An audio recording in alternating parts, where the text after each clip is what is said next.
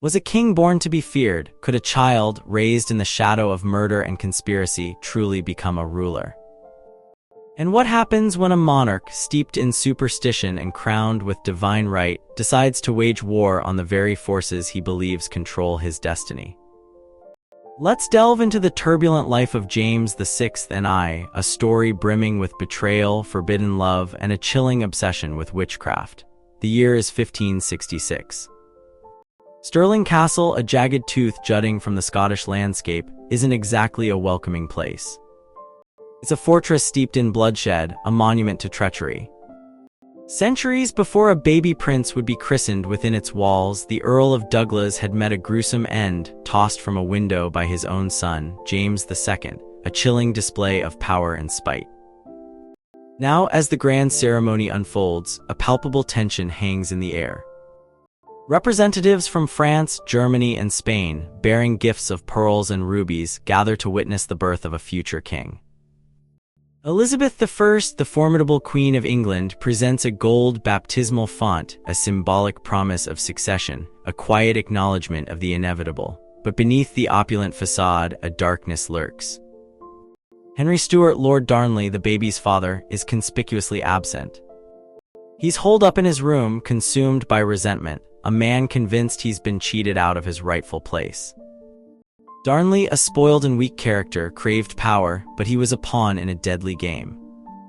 He despised David Rizzio, Mary's Italian secretary, a brilliant and influential figure who had become indispensable to the Queen.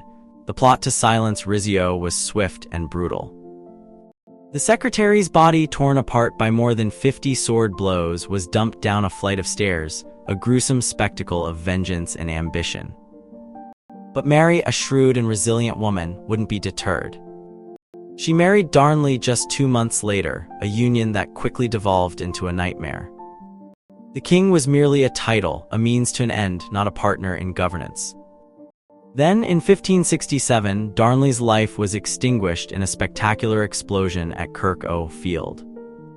The scene was so carefully orchestrated that suspicion immediately fell on Mary. The whispers grew louder, the accusations more pointed. The Queen's subsequent marriage to the Earl of Bothwell, a man notorious for his ruthlessness and charisma, only fueled the flames of controversy. Was she complicit in her husband's murder? The question hung heavy in the air, poisoning the court and shattering the fragile stability of Scotland. The baby James remained untouched by the turmoil. He was a tiny, vulnerable figure, shielded from the machinations of his parents. But even in his innocence, he was a pawn in a larger game. As Mary was imprisoned in England, awaiting her fate, the young prince was thrust into a position of power, crowned king at the tender age of 13, a child ruler in a land fractured by religious divisions and simmering rivalries. Stirling Castle became his prison, a gilded cage where he spent his formative years, isolated and vulnerable. His tutor, George Buchanan, a man consumed by hatred for Mary and her legacy, relentlessly indoctrinated the boy against his mother's memory. Buchanan's lessons were laced with venom, portraying Mary as an adulterer and a murderer, a dangerous influence on the young king. The true bird of the blood nest from which he sprang, Buchanan sneered, referring to the Queen, a constant reminder of his perceived illegitimacy. Life at Stirling was bleak. The boy slept in a bed of black damask, adorned with black-bordered pillows, a stark contrast to the vibrant colors of his mother's court. The castle, a repository of dark memories, served as a constant reminder of his precarious position. The ghost of the Earl of Douglas, flung from a window centuries earlier, seemed to linger in the shadows, a chilling testament to the castle's violent past. But amidst the gloom, a flicker of light emerged. In 1590, Esmé Stuart, a handsome and sophisticated Frenchman, arrived at Stirling. He was a gentleman of the bedchamber for Henry III of France, a man accustomed to the pleasures of the royal court. James, a lonely and isolated boy, was instantly captivated.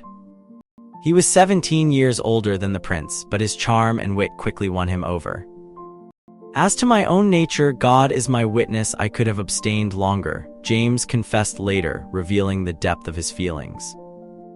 Their relationship blossomed in secret, a forbidden romance fueled by youthful passion and a shared desire for escape. The Scottish nobility, particularly the church, viewed Esmé with suspicion, fearing he was a French agent sent to corrupt the king and restore Catholicism to Scotland. They accused him of introducing prodigality and vanity into the court, of undermining the king's authority and corrupting his morals. Despite the opposition, James and Esmé's affection deepened.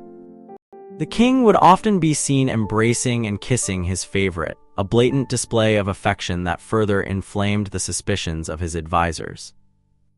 James grew up with a passionate desire to love and be loved in the romantic sense, Antonia Fraser wrote, to worship something beyond himself, something fairer, more physically perfect than the stunted prodigy's body with which he had been endowed.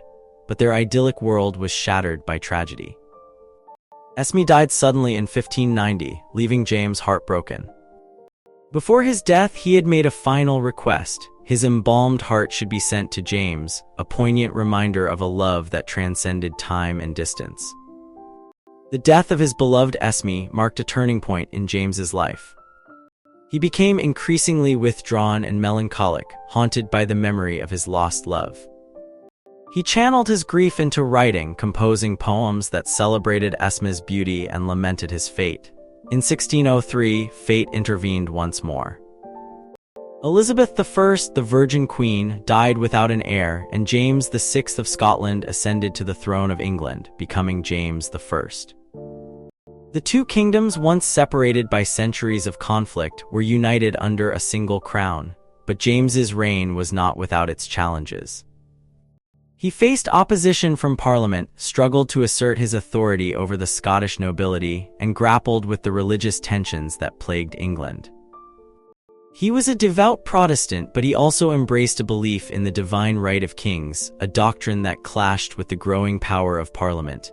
And then there was the matter of witchcraft. Inspired by a series of gruesome murders and fueled by his own paranoia, James became obsessed with hunting down witches.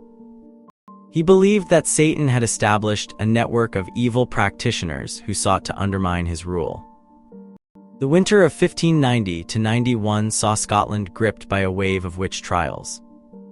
More than 300 people were accused of witchcraft, and dozens were executed. James himself participated in the trials, interrogating defendants, condemning their guilt, and demanding their deaths. He was particularly zealous in the case of Barbara Napier, a woman accused of plotting to kill him by raising rough seas on his voyage home from Denmark. Try by the mediciner's oaths if Barbara Napier be with bairn child or not, James instructed his minister John Maitland. Take no delaying answer, if you find she be not, to the fire with her presently, and cause bowel disembowel her publicly. The king's obsession with witchcraft reached its peak in 1597 when he published Demonology, a treatise outlining his beliefs about the nature of evil and the methods for combating it. The book was filled with fantastical accounts of demonic pacts, spells, and curses, and it served to further solidify James's reputation as a paranoid and tyrannical ruler. The legacy of James VI and I is complex and contradictory. He was a brilliant and erudite monarch, a skilled diplomat, and a patron of the arts. But he was also a superstitious and ruthless ruler, obsessed with power and haunted by his past.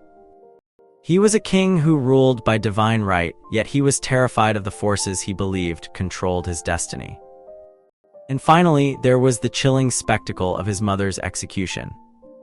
Mary, Queen of Scots, was beheaded in 1587, a gruesome affair that left a lasting impression on the young James. The headsman missed the queen's neck, striking her back instead. "Sweet Jesus," Mary was heard to mutter, before a second blow all but decapitated her.